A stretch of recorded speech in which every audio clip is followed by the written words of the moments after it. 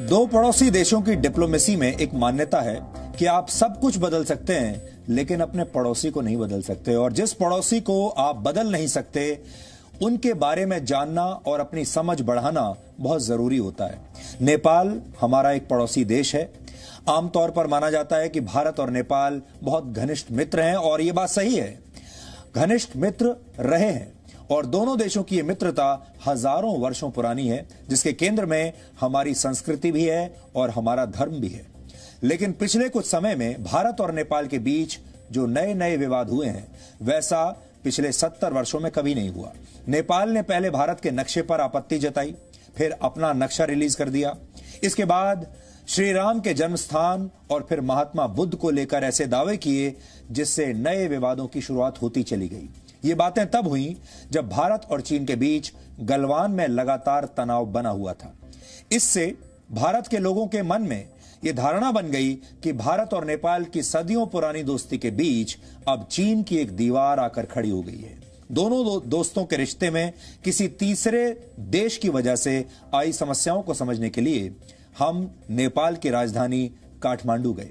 वहां हमने भारत और नेपाल संबंधों में वहां के सबसे विवादित दौर में नेपाल के प्रधानमंत्री केपी शर्मा ओली से बात की, क्योंकि हाल के दिनों में जितने भी सारे विवादित बयान आ रहे हैं वो नेपाल के प्रधानमंत्री केपी शर्मा ओली की तरफ से ही आ रहे हैं। इसलिए हमें यह लगा कि केपी शर्मा ओली से सीधे बैठकर, आमने सामने बैठकर बात करनी चाहिए, उनसे पूछना चाहिए कि उन्हें उनके मन में ऐसी कौन सी बात खटक रही है और चीन ने उन्हें ऐसा क्या दे दिया कि वो आजकल बदले बदले से दिखते हैं। इसलिए अब आप इस इंटरव्यू को बहुत ध्यान से देखिए। ये हमने काठमांडू में उनके घर पर रिकॉर्ड किया है, और इस इंटरव्यू के दौरान हमने जानने की कोशिश की कि ओली के मन में क्या है, और आपके मन में केपी शर्मा ओली को लेकर जितने भी सवाल हो सकते थे या हो सकते हैं, वो सब हमने इस इंटरव्यू में उनसे पूछे हैं। नमस्कार, इस समय हमारे साथ नेपाल के प्रधानमंत्री केपी शर्मा ओली जी हैं, और भारत में और नेपाल में दोनों जगह आम लोगों के बीच में भी भारत और नेपाल के संबंधों के बारे में लगातार बातचीत होती है, और खास तौर पर भारत के लोग इस समय जरूर ये चाहेंगे कि वो ओली जी की बात सुने। तो ओली जी, आपका बहुत बहुत स्वागत है और बहुत बहुत शुक्रिया हमें ये समय देने के लिए। धन्यवाद आपको। ओली जी, भारत और नेपाल हमेशा राम लक्ष्मण की तरह रहे हैं, और आप तो अक्सर रामायण के बारे में बात करते रहते हैं, लेकिन अब ऐसा लगता है कि लक्ष्मण जो है वो ये कहने लगा है राम से कि अब मुझे भी बराबरी का दर्जा चाहिए और अब हम बराबरी के हिसाब से रहेंगे। ये अचानक हुआ है।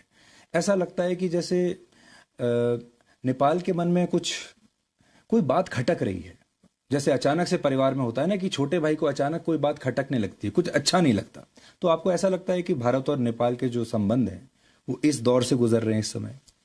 देखिए, आपका क्वेश्चन भी बताता है कि इंडिया राम है, हम लक्ष्मण हैं। इसके कई अर्थ होते हैं। इंडिया भगवान है, हम उसके छोटे भाई हैं। इंडिया बड़ा भाई है, हम छोटे भाई हैं।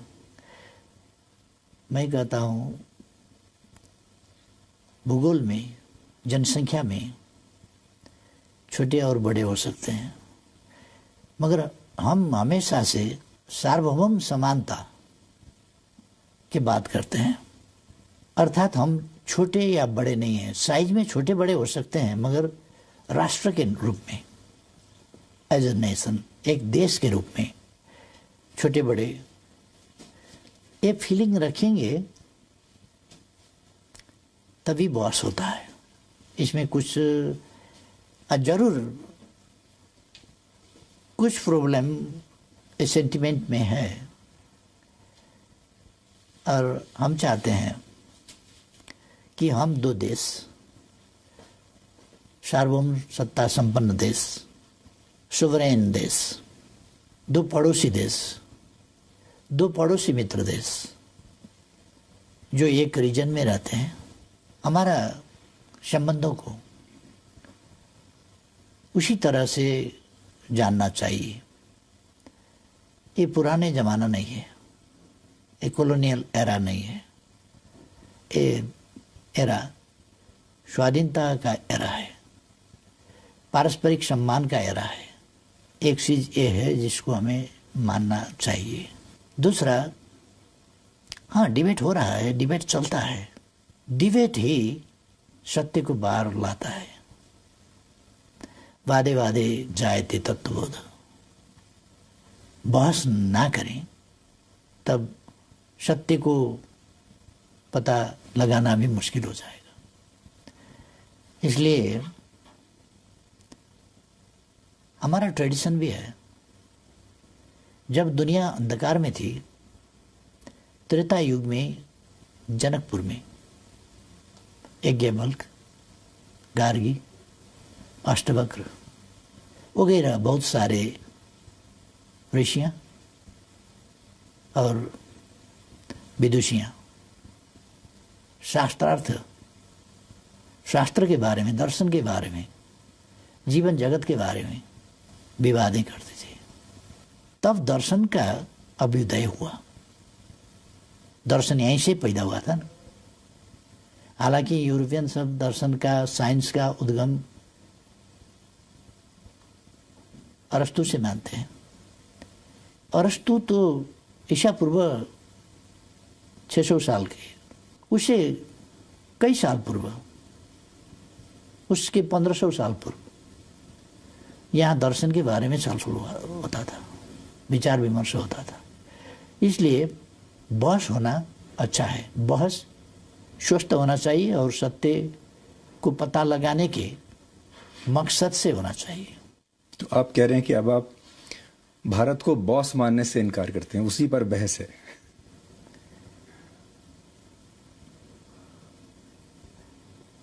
अब भारत अगर कल समझता होगा, आज भारत अपने को बॉस नहीं समझता, इसलिए उस पर बॉस का। और आपको लगता है कि बॉस नहीं समझता लेकिन बड़ा भाई समझता है?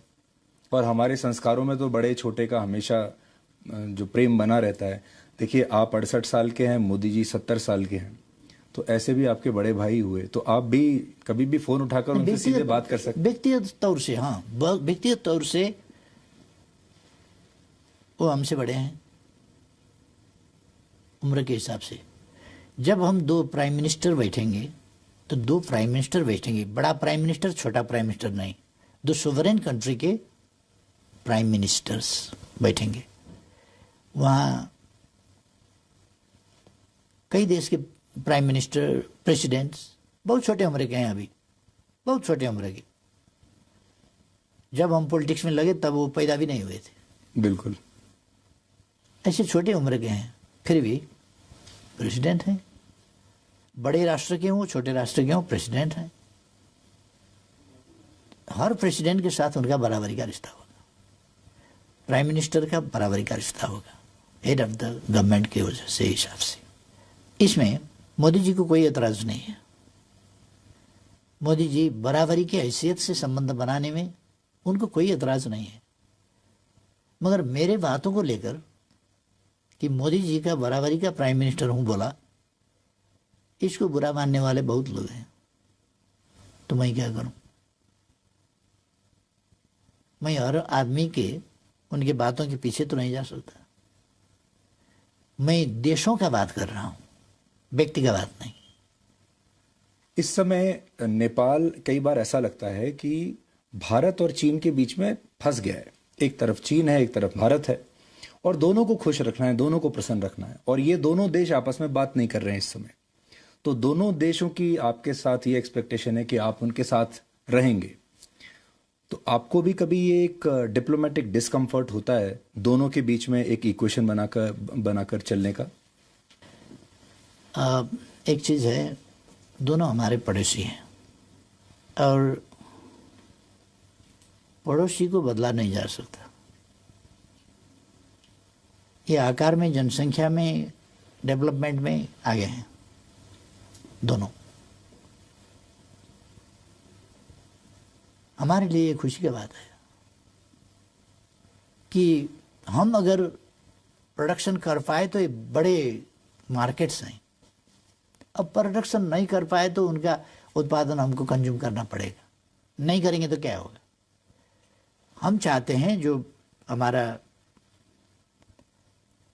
असमानता है वो इस चीज़ पर है, व्यापार में असमानता है, प्रोडक्शन में असमानता है, असंतुलन है। इस असंतुलन को मिटाना चाहिए।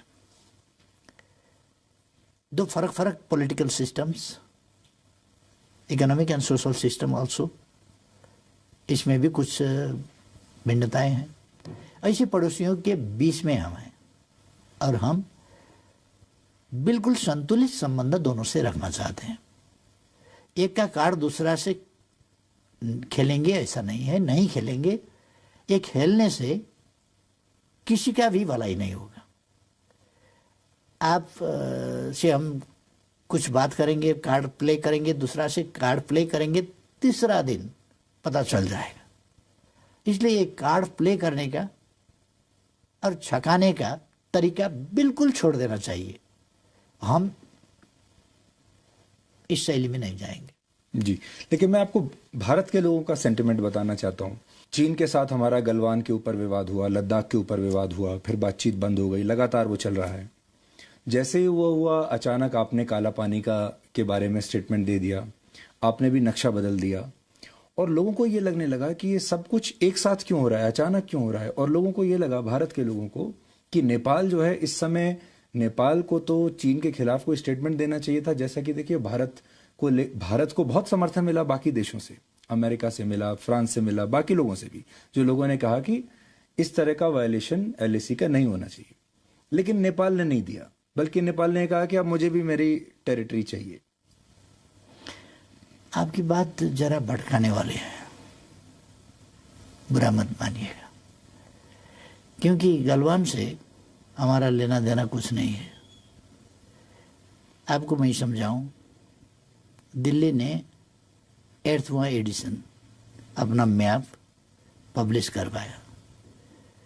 कश्मीर और लद्दाख का बात था, वहीं पर सीमित रहता हो जाता।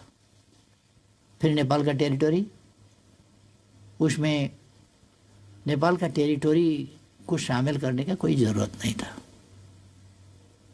हमने उस नक्शे के ऊपर डिप्लोमेटिक नोट भेजा, वार्ता का प्रस्ताव रखा और वार्ता के जरिए यहाँ पर मिसअंडरस्टैंडिंग नहीं होना चाहिए, इसको समाधान करना चाहिए। आप लोगों ने जो 8वां एडिशन छपवाया, ये ठीक नहीं हुआ, ये हमने बोला। उसका कोई पॉजिटिव रेस्पॉन्स भी नहीं हुआ। अब गलवान से हमारा क्या लेना देना है? आप नक्शा छपवाते हैं उसी वक्त, तो हमको लिखना पड़ा कि ये नहीं करना चाहिए था जी। और फिर रास्ता बनवाया गया हमारी टेरिटरी पर और इनागुरेशन किया गया, उद्घाटन।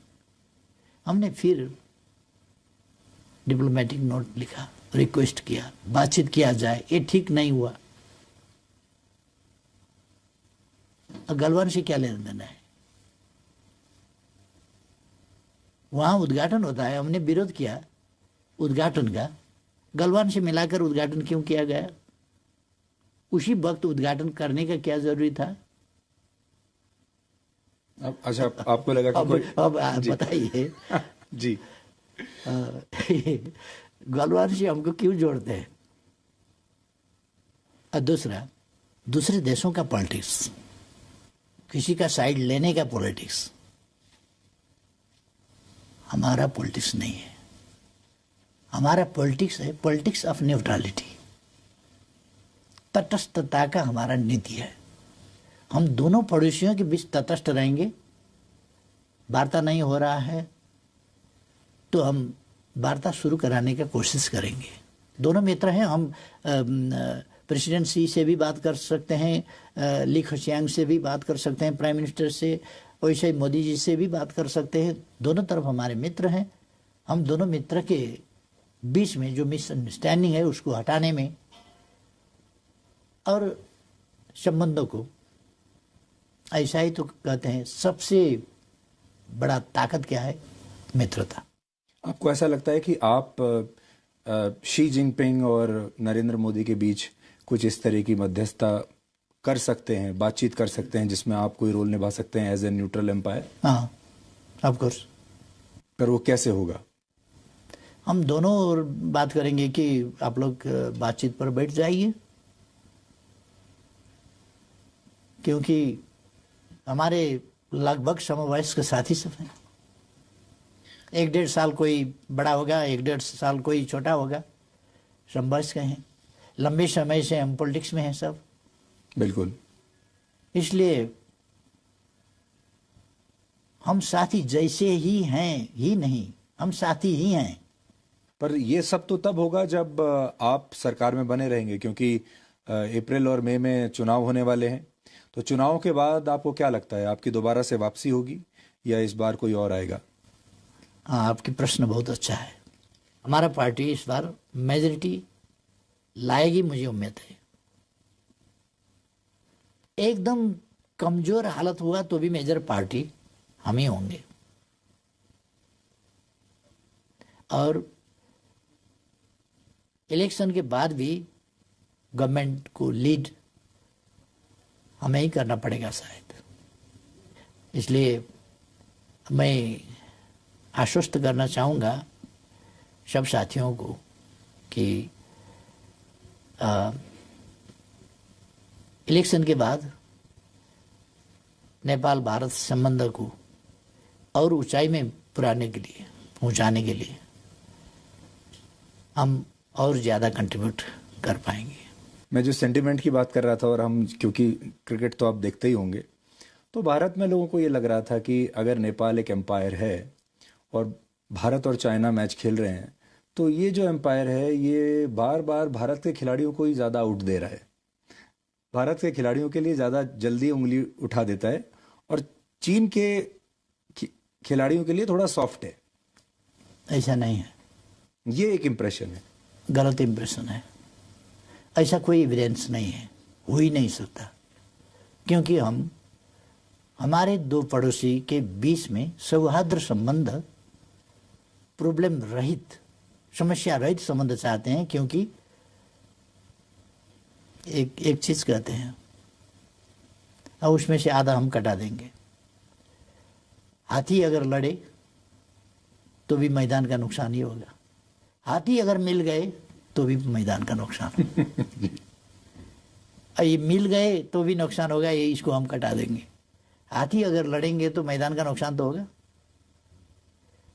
ए टू जॉइंट नेबर्स, ए बड़े पड़ोसी लड़ने लगे तो उसका नकारात्मक असर तो हमको पड़ेगा ही। इसलिए हम चाहते हैं कि अब एशिया का जमाना है, अपने खुद को विकास करना चाहिए। कल का विकास था दूसरा का रिसोर्स लूट कर ले जाना, दूसरा का मैन पावर, दूसरा का रिसोर्स, दूसरा का प्रॉपर्टी लूट कर धन कमाना। ये था कल का विकास का मॉडल। आज का विकास का मॉडल है खुद को करना होगा विकास के काम। खुद को करने के लिए शांति चाहिए, मित्रता चाहिए, टेंशन फ्री एनवायरनमेंट, कोई तनाव रहित वातावरण होना चाहिए। तभी विकास को तीव्रता दे सकते हैं, हम गति दे सकते हैं। इसलिए अपने देश के अंदर में हो या पड़ोस में हो, पड़ोसी से हो या अपने अंदर हो, शांति हो तो हम विकास को गति दे सकते हैं। शांति नहीं है तो उस पर हमको ज़्यादा ध्यान रखना पड़ेगा, ज़्यादा खर्च करना पड़ेगा। अननेसेसरीली विकास का जो प्रयास है और विकास के जो रिसोर्स हैं उसको शांति मेंटेन करने के ओर हमको खर्चा करना पड़ेगा। इसलिए वो हमारे लिए, हमारे विकास के प्रयासों के लिए नुकसानदायी होगा। इसलिए हम चाहते हैं कि हमारे पड़ोसी में अच्छा संबंध हो, विश्वास का वातावरण हो, भरोसा योग्य मित्र बने, कि एक अर्का पर संदेह हो,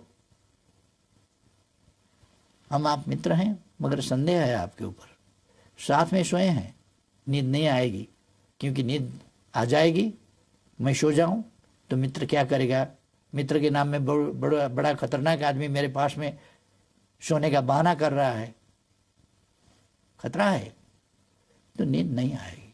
आपको किसके साथ अच्छी नींद आ रही है आजकल? आजकल का बात नहीं, नेपाल जो, चीन या भारत? नेपाल जो अस्तित्व में है वो संतुलित नीति के साथ, न्यूट्रलिटी, ये तटस्थता की नीति के साथ किसी का पक्ष नहीं लेना, फिलहाल ये अच्छा नहीं लग सकता है। फिलहाल हमारा साइड क्यों नहीं दिया, हमारे पक्ष में क्यों नहीं बोला,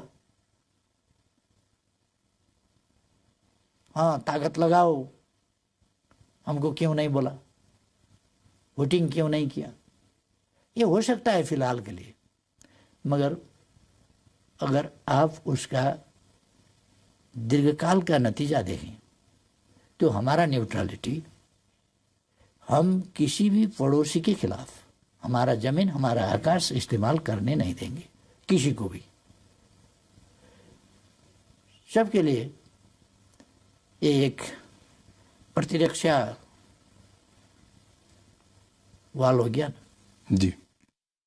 तो इसलिए हम चाहते हैं हमारे पड़ोसी आराम से अपने अपने विकास के काम में लगे, परस्पर में सहयोग करें, अपने रिसर्च, वैज्ञानिक अनुसंधान, अपने अपने डेवलप टेक्नोलॉजी शेयर करें। और ये जमाना है एशिया का, अब जमाना है एशिया का, जहां से वास्तव में सिविलाइजेशन शुरू हुआ।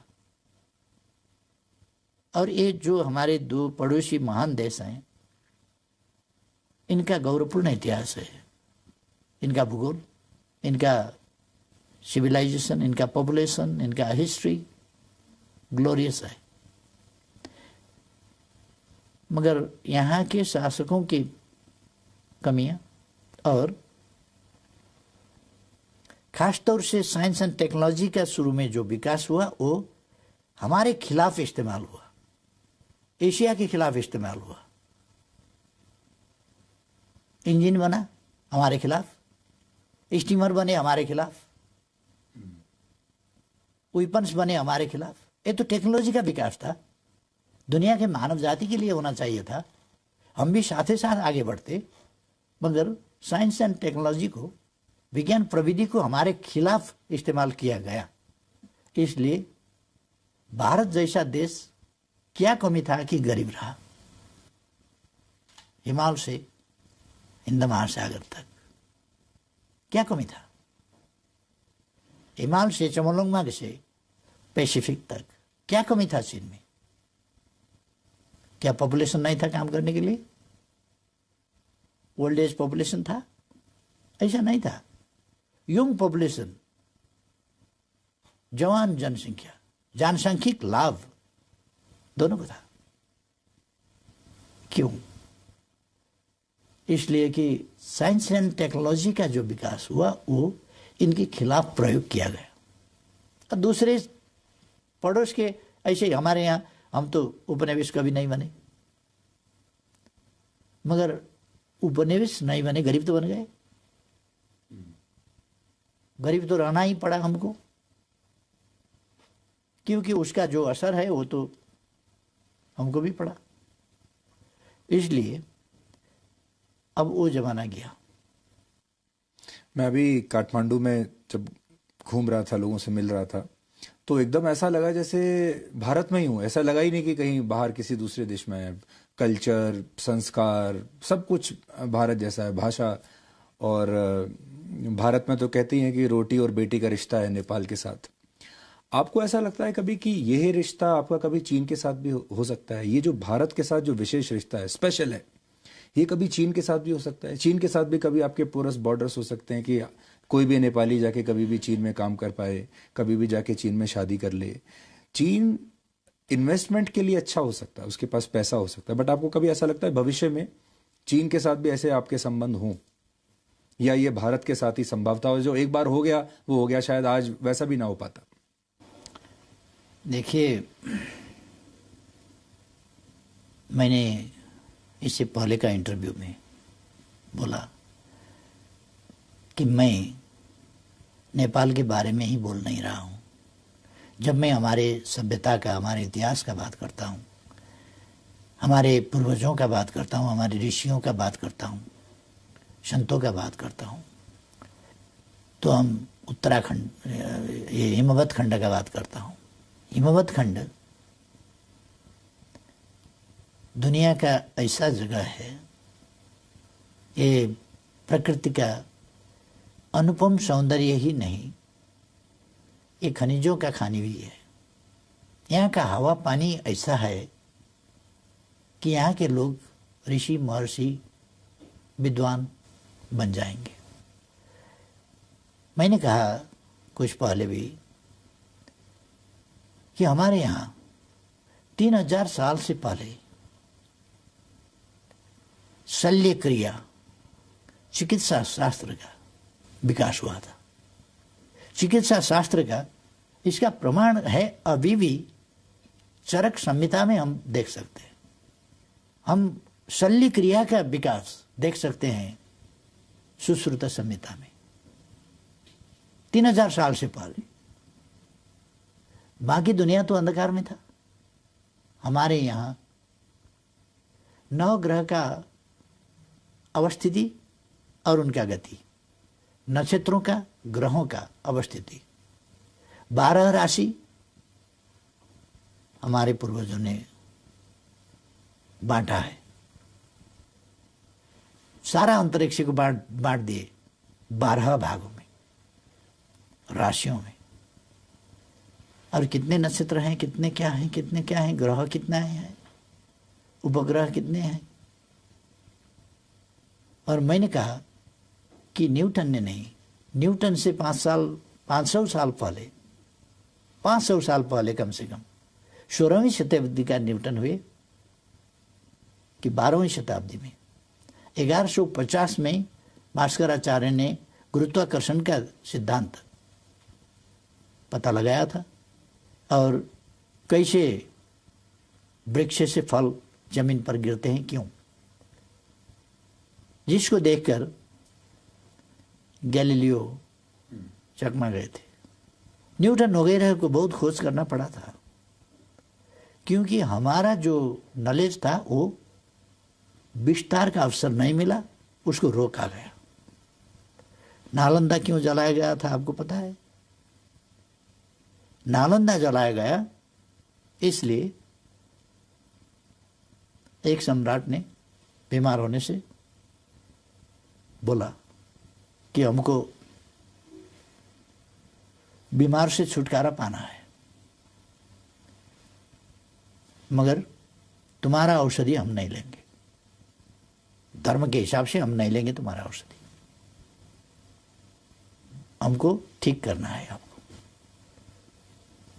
तो नालंदा के ऋषियों ने, मतलब प्रोफेसरों ने आइडिया लगाया कि उनको एक मोटा सा किताब दे दी और कहे कि इसके पाने उल्टाते रहो, पाने उलटते रहो, उलटते रहो।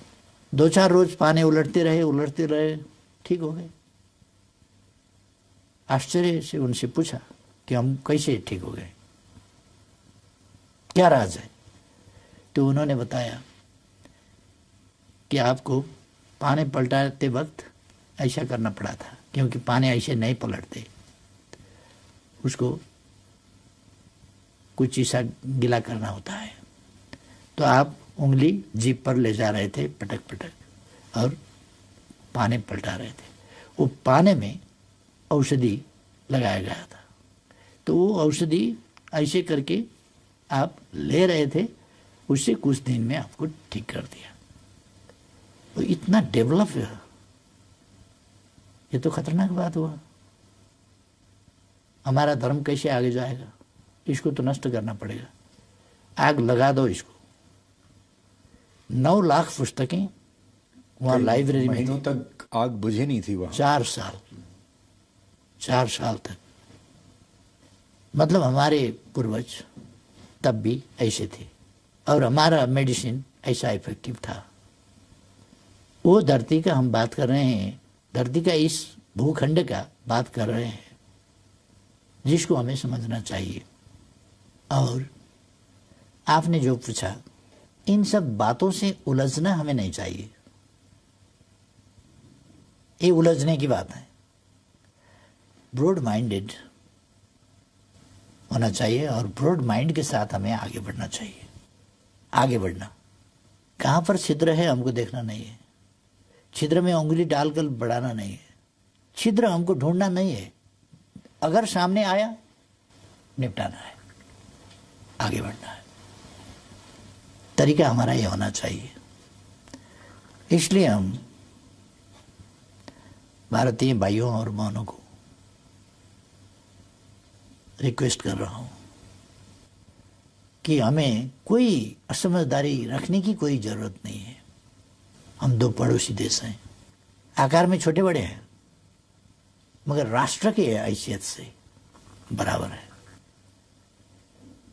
और इस समता के भाव से हमें आगे बढ़ना चाहिए। पिछले कुछ महीनों से जब हम आपको लगातार ऑब्जर्व कर रहे थे तो हमने ये भी देखा कि आप एक प्रधानमंत्री तो हैं, नेता भी हैं, लेकिन आपके अंदर एक हिस्ट्री का प्रोफेसर भी है, एक दर्शन का प्रोफेसर भी है।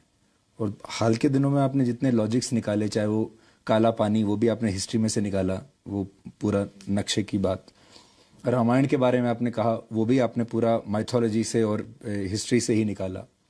तो बहुत सारी चीज़ें आप आजकल निकाल रहे हैं। तो कई बार मुझे लगता है कि भारत के जो नेता हैं या सरकार है, उसको एक प्रधानमंत्री और सरकार से नहीं, एक हिस्ट्री के प्रोफेसर से भी डील करना पड़ेगा। तो इसलिए हिस्ट्री, एक आपके साथ शायद हिस्ट्री पर भी वाद विवाद करने की जरूरत पड़े। हाँ, अगर जेएनयू कुछ ऐसा डिबेट ऑर्गेनाइज करेगा तो भी ठीक होगा कि हम, हाँ, भारत में बहुत सारे विद्वान हैं, मगर जो प्रचार प्रसार होना चाहिए उनके विचारों का, उनका खोज का, उनके अनुसंधान का, और जो हमारे ग्रंथें हैं, हमारे रचनाएं हैं पूर्वजों के और आविष्कार हैं। हमारे पूर्वज ऐसे इनोवेटिव थे और ऐसे रिसर्चर थे जिन्होंने कोई ऐसा पौधे का, पेड़ों का पत्ता नहीं छोड़ा होगा जिसको सिखा नहीं किया होगा। आपने ये भी देखा होगा कि भारत में 2014 के बाद, जब से प्रधानमंत्री नरेंद्र मोदी बने, एक राष्ट्रवाद की लहर आई है, एक नया अलग माहौल बना है। क्या आपको ऐसा लगता है कि आपके नेतृत्व में आप भी वही नेपाल में करने की कोशिश कर रहे हैं कि एक देश को उसका प्राइड याद दिलाना चाहिए, उसमें एक राष्ट्रवाद की भावना डालनी चाहिए, जो भारत पश्चिमी देशों के साथ कर रहा है, जो भारत चीन के साथ कर रहा है इस समय, कि हमें भी बराबरी का दर्जा चाहिए, वही आप नेपाल के साथ कर रहे हैं और अनफॉर्चुनेटली सबसे पहले नजर आपकी भारत पर ही पड़ गई? बात ऐसा है, आज का जमाना ही, मैंने शुरू में ही कहा, ये औपनिवेशिकता का जमाना नहीं है, उपनिवेशवाद का जमाना नहीं है। कॉलोनियलिज्म का एक जमाना था, अब वो समाप्त हो गया। उसके अवशेषों को हमें समाप्त करना है, अपने मन से, अपने मस्तिष्क से। हमें अपने राष्ट्र के, अपने राष्ट्र के उत्पत्ति के, अपने राष्ट्र के इतिहास के, और अपने राष्ट्र ने क्या दिया दुनिया को, उस पर हम गर्व करते हैं कि गायत्री जो मंत्र है, गायत्री मंत्र, मंत्रों का भी मंत्र कहा जाता है। वो नेपाल के कोशी नदी के किनार में, चतरा में कौशिक ऋषि ने लिखा था। मंत्रों का मंत्र, सर्वोच्च मंत्र गायत्री मंत्र कौशिक ऋषि ने कोशी के किनार में लिखा था। व्यास यहीं तपस्या करते थे। ये तपस्या ही करते थे नहीं, ये तपोभूमि तो है। तपोभूमि क्यों? ज्ञान भूमि है, ध्यान भूमि है। ध्यान का आविष्कार यहीं से हुआ था, योग का आविष्कार यहीं से हुआ था। इसलिए हमारे पास गर्व करने लायक चीजें हैं, गर्व करने के वस्तुएं हैं हमारे पास। हमारे यहाँ बहुत सारे लोग इस कॉन्सेप्ट को अखंड भारत का कॉन्सेप्ट बनाकर आगे पुश करते हैं कि अखंड भारत होना चाहिए। फिर सारे जो आसपास के, जो ये पूरा इलाका है, ये संस्कार हैं, ये हमारी जो इतिहास है इतना, वो सब फिर एक अखंड भारत के कॉन्सेप्ट में आ जाएगा। आप उससे अग्री करते हैं? नहीं, प्रश्न यह है कि इतिहास पीछे नहीं जाएगी। अखंड भारत दरअसल कभी था ही नहीं, था ही नहीं। और एक कंसेप्ट जैसे आपको बताऊं, आपने इतिहास में पढ़ा होगा, द्रुपद का देश था, विराट का देश था, जनक का देश था, उसका देश था, उसका देश था, बहुत सारे देश थे। अब से 4000 साल पहले, कम से कम हम रामायण को 7000, 9000, 12000 कहते हैं, हम 4000 साल पहले का बात करते हैं, क्योंकि मेसोपोटामिया सभ्यता ने 4200 साल पहले गाड़ी का, कैरेट का पहिया बनाया था। उसके बाद राम के पिता दशरथ के पास 10 रथ थे, अपने लिए, 4 रानियों के लिए और दूसरे अपने विद्वान लोगों के लिए। इसलिए उन्हें 10 रथ कहा गया, 10 रथ होने की वजह से। इसका मतलब 4200 साल से इधर का हिस्ट्री है ये। इसका मतलब मेसोपोटामिया से यहाँ तक आने में, आप फैजाबाद तक कहेंगे जी, हम अयोध्यापुरी तक कहेंगे, आप यहाँ तक कहेंगे जी, अयोध्यापुरी तक कहेंगे।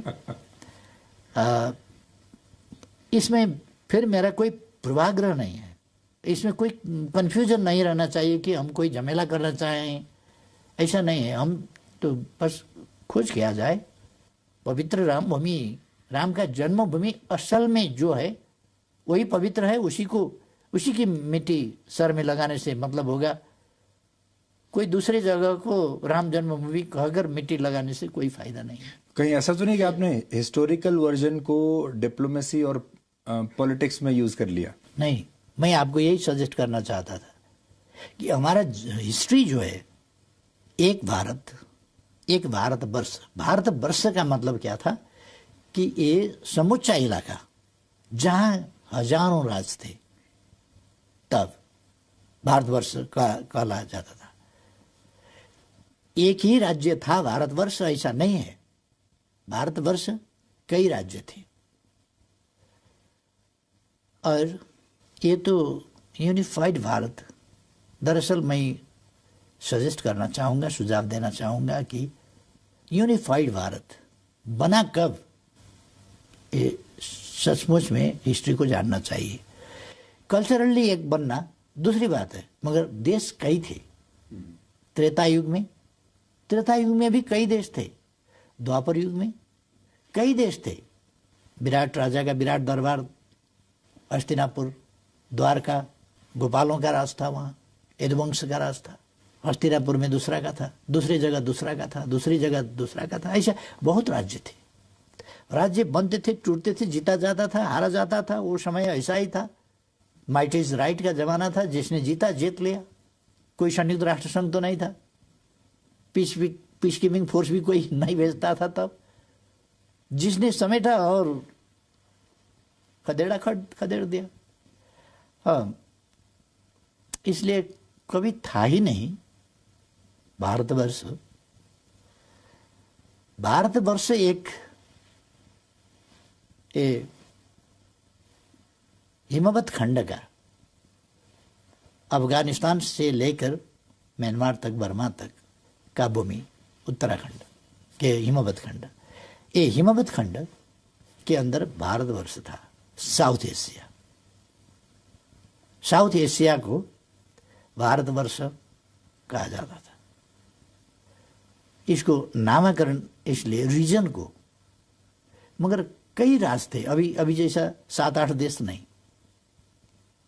तब हजारों देश थे। आपको पता है 556 देश, राजे रजौटे थे इंडिया में जब ब्रिटिश आए। बिल्कुल थे, और सरदार पटेल को बड़ी मेहनत करनी पड़ी। तो इसलिए ये बहुत बात तक, आप जानते हैं, पंजाब का अपना कल्चर है, भाषा है, संस्कृति है, वेशभूषा है, सब। बंगाल का बंगाली,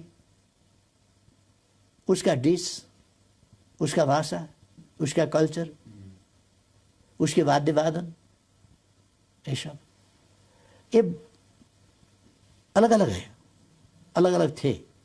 ये अब एक भारत बन गया। हमारे यहाँ 123 से ज़्यादा 125 जात जाति और भाषाभाषी है। उतने ही भाषा हम बोलते हैं। ये हमारा एक देश है जी। पहले यूरोप का और हमारा बनावट अलग अलग है। यूरोप एक भूमि, एक भाषा, एक देश, एक संस्कृति, एक राष्ट्र। हमारा ऐसा नहीं हुआ। हमारा डाइवर्सिफाइड है, विविधता युक्त है जी। मेरा आखिरी सवाल आपसे ये है, तो फिर भारत और नेपाल का ये जो कल्चरल अलाइनमेंट है, पुराने जो चलता आ रहा है, हिस्टोरिकल अलाइनमेंट है, ये कैसे बना रहे इस समय, वो आप कैसे इंश्योर करेंगे? और जो हाल की ये जो विवाद हुए हैं, ये आपके हिसाब से कैसे सुलझ सकते हैं ताकि वही पुराना जमाना लौट आए? क्योंकि देखिए, उधर चीन भी बहुत विस्तारवादी सोच वाला देश बन रहा है, तो आपका सजेशन क्या होगा? हाँ, चीन के बारे में इंडिया का रीडिंग, फीलिंग एक हो सकता है। आपने हमसे उस पर सहमति असहमति कुछ ढूंढा भी नहीं और हमको बताना भी जरूरी नहीं है। नहीं, आप भारत के पर्सपेक्टिव से सहमत हैं या नहीं है? जब भारत के बारे में बातचीत कर रहे हैं, भारत से कई भाषाएं हमारा मिलता जुलता है। जैसा अभी मैं हिंदी में बोल रहा हूँ जी, बिल्कुल टूटी फूटी हिंदी, ये पढ़ा हुआ हिंदी नहीं है, ऐसा ही बोल लिया। हमारे यहाँ बहुत सारे लोग हिंदी ही नहीं, नेपाली भी नहीं समझते। कई भाषाभाषिकाएं हैं। और एक चीज़ आपको समझना चाहिए कि हमारा परसेप्शन क्या है। हमारा कोसी नदी है, गंडकी नदी है, कर्णाली नदी है, जो भारत में जाते हैं, उनकी मछली को बॉर्डर पता चलता है? ये बॉर्डर पता भी नहीं चलता। हमारे बॉर्डर इलाका में जो चिड़ियाएँ हैं, वो इधर से उधर जाते हैं, उधर के गाछी में बैठते हैं, इधर आते हैं, इधर के गाछी में, उधर के धान खाते हैं, इधर के गेहूँ खाते हैं। इनको बॉर्डर का पता नहीं है। पर उनको अब नया ये नक्शा दिखाना पड़ेगा आपका? इसको मानना पड़ेगा। उनको नक्शा दिखाने का जरूरत नहीं है। नक्शा हम आपको देखना होगा कि असलियत क्या है। अब इसमें हमको ये चाहिए कि हम दरअसल सच्चाई को कबूल करें, तथ्यों को मानें और फीलिंग को समझें। ये जरूरी है। फीलिंग को आधारित, इन फीलिंग को नहीं, सच्चाई पर आधारित, तथ्यों पर आधारित, प्रमाणों पर आधारित फीलिंग्स, उनको समझना चाहिए। इसलिए इंडिया ने नक्शा छापा नहीं है। इंडिया ने तो नक्शा छापा है अपना देश का। तो हर देश अपने नक्शा छापते हैं ना, अपने टेरिटोरी को समेट कर छापते हैं ना। विवाद है तो नहीं, नक्शा नहीं छापते। पाकिस्तान के साथ आपका विवाद हो गया, आप नक्शा तो छापते हैं, अपना टेरिटोरी जो मानते हैं आप उसको मानकर। पाकिस्तान जो अपना टेरिटोरी मानता है उसको मानकर फिर छापता है। जिस दिन वो विवाद निपटारा हो जाएगा, एक ही प्रकार का नक्शा बनेगा। हाँ, ये है बॉर्डर। अगर चीन ने ऐसा किया होता तो आप चीन के साथ भी ऐसे ही करते? मैं आपको ये बताऊं कि हम सोवरेनिटी के, टेरिटोरियल इंटीग्रिटी के सवाल में किसी से कम, किसी से ज़्यादा व्यवहार नहीं करते। किसी ने ऑक्युपाई किया तो अच्छा हुआ, किसी ने ऑक्युपाई किया तो अच्छा नहीं हुआ। किसी ने कुछ गलत किया तो वो भी ठीक है, किसी ने गलत किया तो सचमुच गलत है। ये हमारा इंसाफ नहीं है। हम हर किसी के साथ समान व्यवहार करेंगे, हर किसी के साथ। ओली जी, बहुत बहुत शुक्रिया हमसे बात करने के लिए, और मुझे बड़ी उम्मीद है कि आपने जो हिंदी में हमसे बात की है, भारत के जो हमारे दर्शक हैं वो आपकी बात सुनेंगे और उन्हें आपका जो व्यू पॉइंट है वो उनको पता चलेगा। आपका बहुत बहुत शुक्रिया। धन्यवाद।